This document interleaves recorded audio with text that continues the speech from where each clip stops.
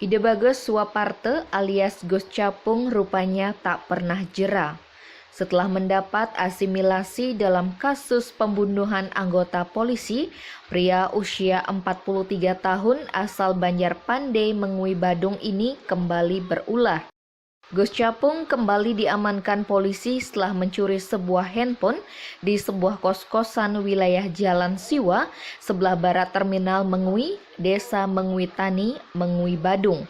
Hal itu diungkap melalui konferensi pers yang digelar Polres Badung pada Rabu 3 Maret di Mapolres Badung. Kejadian bermula pada Minggu 27 Desember 2020 ketika korban bernama Siti Aminah sedang tertidur di kamar kosnya. Saat itu korban lupa menutup pintu kamar. Beberapa saat kemudian, sekitar pukul 3:03 WITA, Capung mengunjungi temannya yang masih satu kos dengan korban. Melihat pintu kamar korban terbuka, Capung langsung masuk dan mengambil handphone merek Samsung tipe A50 warna putih yang sedang dicas di atas kasur. Ketika terbangun, korban melihat handphone miliknya raib. Korban lalu melapor ke polisi.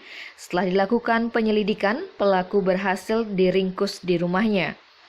Pelaku mengaku ia mencuri karena terbentur masalah ekonomi.